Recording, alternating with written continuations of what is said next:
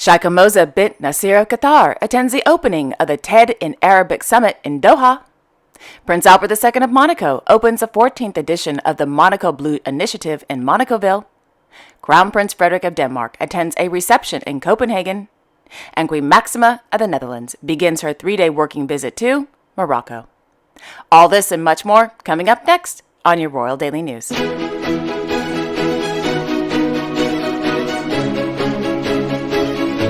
Well, good evening, everyone, and welcome to my channel. My name is Alexandra, and this is your Royal Daily News for March 20th, 2023. In Casablanca, Her Majesty Queen Maxima of the Netherlands, in her capacity as the United Nations Secretary-General Special Advocate for Inclusive Finance for Development, began her 3-day working visit to Morocco. According to a press release, the purpose of the visit is for Her Majesty the Queen and her UN SGSA delegation to, quote, extend support to further advance progress that Morocco has made in financial inclusion in the recent years. Over the next 3 days, Her Majesty the Queen and her delegation will focus on key investments to help kickstart Morocco's digital payments market, notably to serve as an on-ramp to the formal financial sector for traditionally underserved groups, like women and small merchants. The UN SGSA will also discuss how Morocco's fintech sector can further progress, including support for technology that can help address risks, costs, and geographic barriers to the financial services in Morocco. End quote. This morning, Her Majesty the Queen arrived at the Casablanca International Airport, where she was welcomed by the Wali of the Casablanca-Settat region and the governor of the prefecture of Casablanca, Mr. Saeed Ahmed Doha.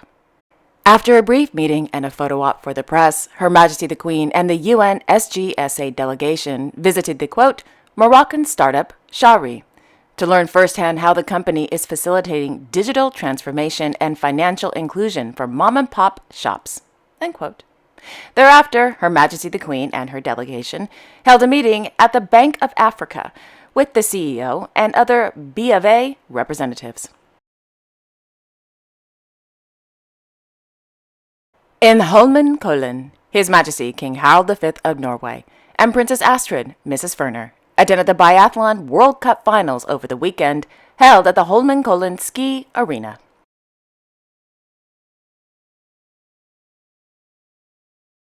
In Copenhagen, His Royal Highness Crown Prince Frederik of Denmark attended a reception at the Royal Playhouse in connection with the 2023 Copenhagen Climate Ministerial. The Copenhagen Climate Ministerial is a first political high-level meeting following up on COP27.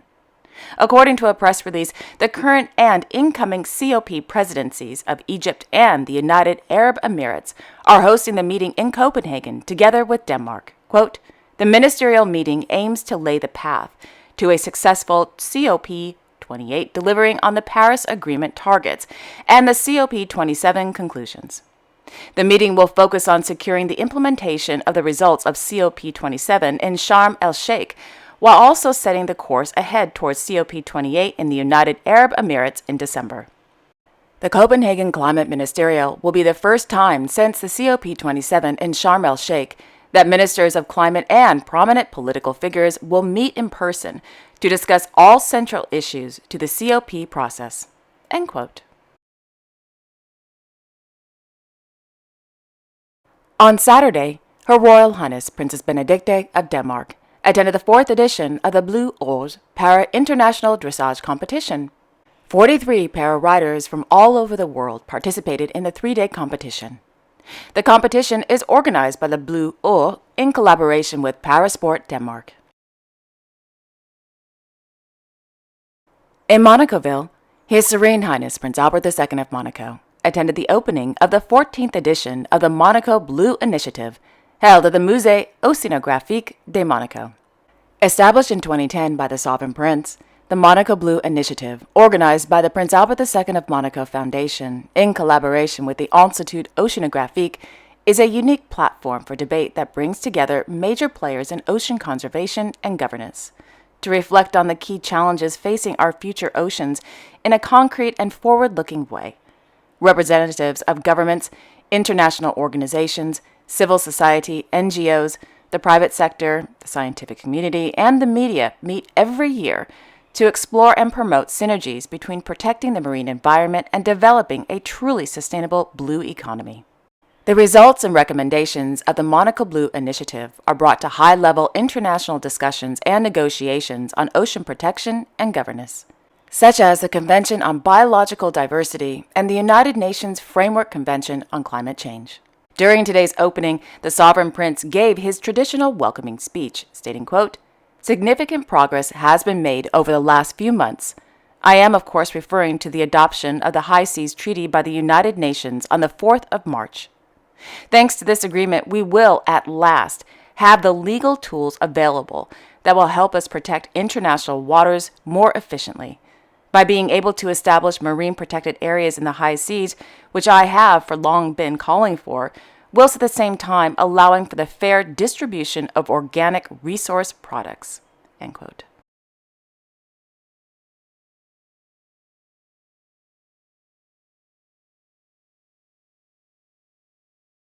In the late afternoon, the Sovereign Prince held a meeting with the President of Costa Rica, His Excellency Rodrigo Chávez Robles, held in a meeting room at the Musée Oceanographique de Monaco. During the meeting, discussions focused on human rights, democracy, the rule of law, sustainable development, and ocean diplomacy. Earlier in the day, President Chávez Robles gave the keynote speech during the opening of the Monaco Blue Initiative. In Oman, His Majesty King Abdullah II of Jordan held a meeting with a number of ambassadors from European Union countries to Jordan, held at Al Husseiniya Palace. According to a press release, the meeting covered Jordan's modernization efforts, with His Majesty the King reaffirming the kingdom's seriousness in moving forward with the implementation of the political, economic, and administrative modernization tracks as a comprehensive national project.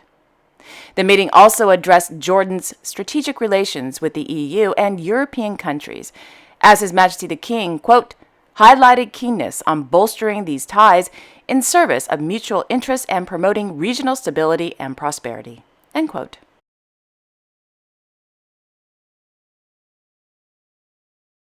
In Doha, His Highness Sheikh Tamim bin Hamad Al Thani, the Emir of Qatar, met with the President of Turkmenistan, His Excellency Serdar Berminhamdov, at Emiri Dewan Governmental Palace. During the meeting, discussions focused on bilateral relations and the means to enhance them in all fields, particularly education, the economy, investment, commerce, energy, sports, and social affairs. The Emir and the President also discussed regional and international issues.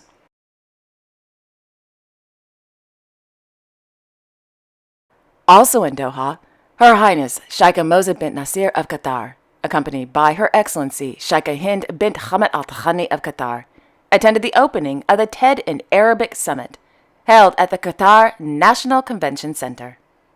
Held under the theme, The Butterfly Effect, the summit is, quote, the first of its kind in the Middle East, organized through a partnership between the Qatar Foundation and TED that is dedicated to amplifying ideas in Arabic on a global scale, end quote. During today's summit, Her Highness Sheikha Moza and Sheikha Hind listened to a series of talks from TED speakers from the Arab world, as well as visited several interactive spaces and Arabic stations at the event.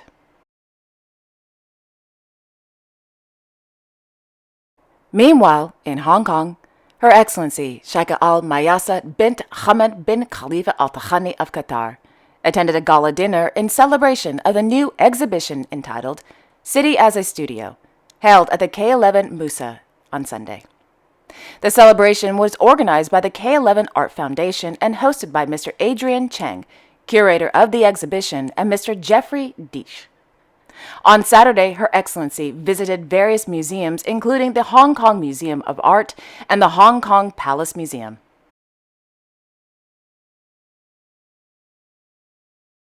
In Milihat, His Highness Sheikh Sultan bin Mohammed Al Qasimi, the ruler of Sharjah, attended a harvest ceremony on the occasion of the first phase of the Sabah Sanabel wheat farm project.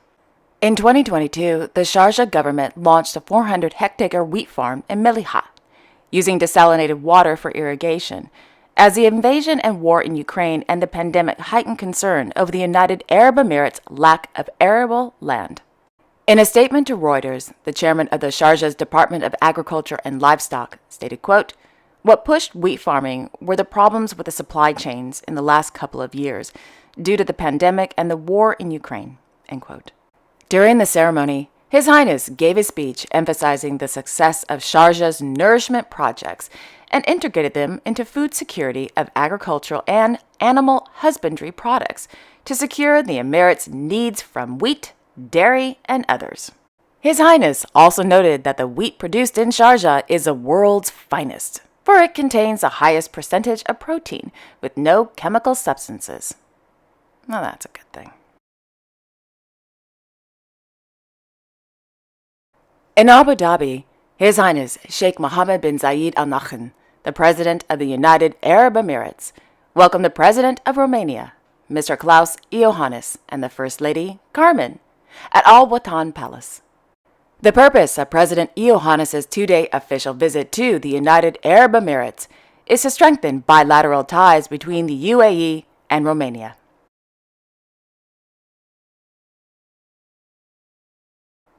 In Muscat, His Highness Crown Prince Saeed Thayezin bin Haytham Al Saeed of Oman attended the opening of the Together We Progress Forum, held at the Oman Convention and Exhibition Center.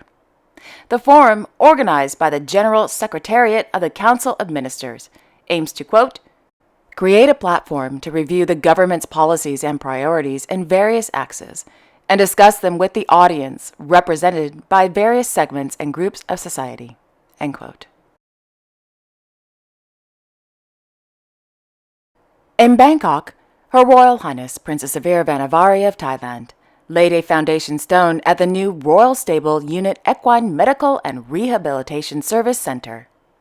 The center will be, quote, "the medical hub for horses, in service for the armed forces, along with public and private sectors and members of the public, at the Royal Stable Unit of the Cavalry Division 2 of the King's Guard," end quote.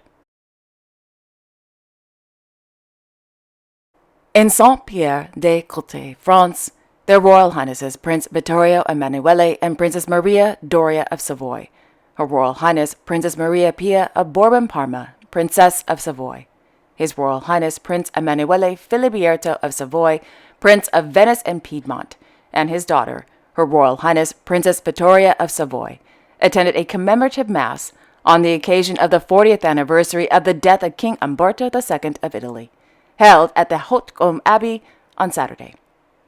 King Umberto II was the last king of Italy who reigned for a mere 34 days.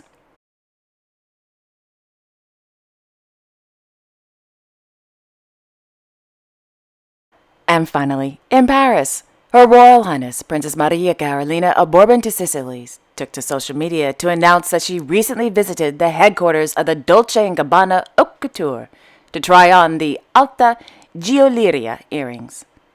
In her social media post, the princess noted that the earrings were, quote, "inspired by the beauty and traditions of Naples," end quote.